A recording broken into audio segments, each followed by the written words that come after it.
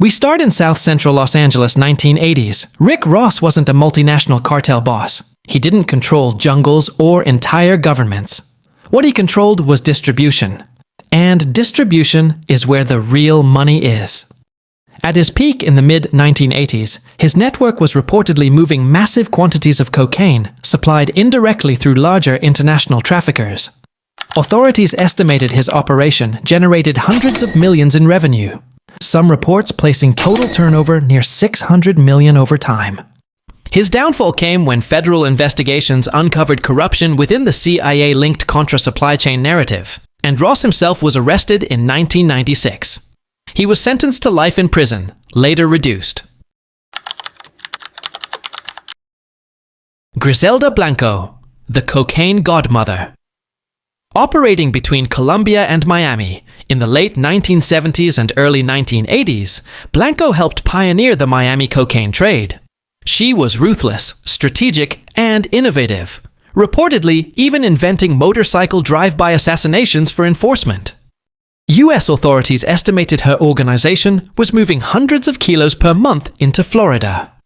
Financial estimates vary, but her wealth was believed to reach into the billions in total drug revenue.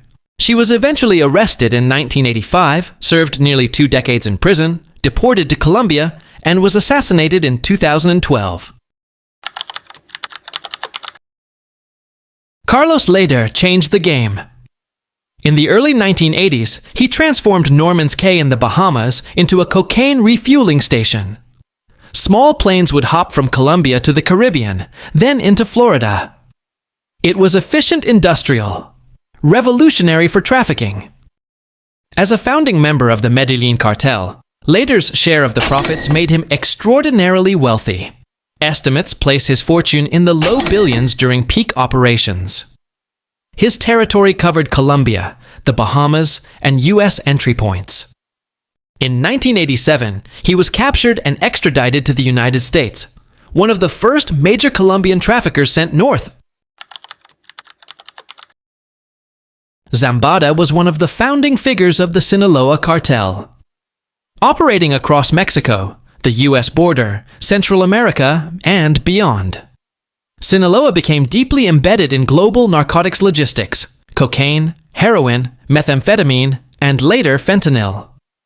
Because the cartel is still active, the exact amount is unclear, but estimates put Zambada's wealth at around $2 billion. For decades, he avoided capture, surviving arrests of partners and internal wars. His story is still unfolding. Kunsa ruled the Golden Triangle, the mountainous region where Myanmar, Laos, and Thailand meet. During the 1970s through the 1990s, this area was one of the world's largest heroin producers. His territory wasn't urban. It was jungle warfare territory, private militias, rebel armies, and remote labs. At his peak, he was estimated to be worth around $5 billion. Unlike many others, Kunsa negotiated a surrender deal with Myanmar's government in 1996. He lived out the rest of his life relatively quietly. Better known as El Chapo, as one of the most recognizable faces of the Sinaloa cartel, Guzman oversaw massive drug shipments into the United States during the 2000s and early 2010s. Tunnels under borders, submarines, cargo ships, private aircraft. At one point, he appeared on Forbes' billionaire list with estimated wealth around $1 billion, though cartel revenue overall was far higher. His territory spanned Mexico's Pacific coast to distribution hubs across major U.S. cities. His dramatic prison escapes in 2001 and 2015 turned him into a global figure. But in 2016, he was recaptured, extradited to the U.S., and in 2019 sentenced to life in federal prison. The Ochoa brothers, Juan David, Jorge Luis, and Fabio, were key financial architects behind the Medellin cartel.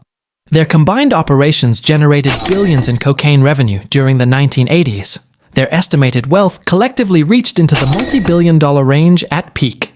They managed logistics, ranches, aviation networks, and international connections.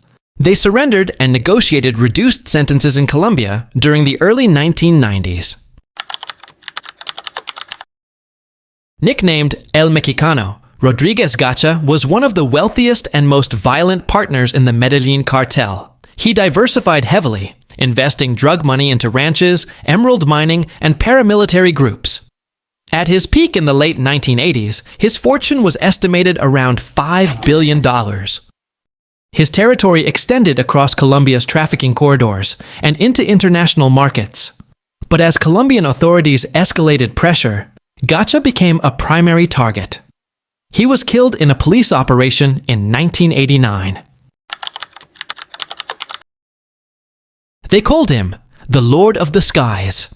Amado Carrillo Fuentes revolutionized trafficking by building a fleet of private jets to transport cocaine at scale for the Juarez cartel. During the 1990s, his organization became one of the most profitable in the world. Estimates of his wealth reach as high as $25 billion in total drug revenue influence, with personal wealth likely in the multi-billion range. His territory dominated the Ciudad Juarez corridor, one of the most strategic border crossings into the United States. His downfall was almost surreal. In 1997, while undergoing plastic surgery to alter his appearance and evade capture, he died from complications during the procedure. At number 1, and by a significant margin, is Pablo Escobar. During the height of the 1980s cocaine boom, the Medellin cartel supplied an estimated 70 to 80% of the cocaine entering the United States. At peak operations, Escobar was reportedly earning tens of millions of dollars per day. Forbes once estimated his fortune at around $30 billion, making him one of the richest criminals in history. His territory stretched from Colombian jungles to American cities. He built housing projects, soccer fields, entire neighborhoods, while simultaneously waging war against the Colombian government. In 1993, after a massive joint manhunt between Colombian authorities and U.S. agencies, Escobar was shot and killed in Medellin.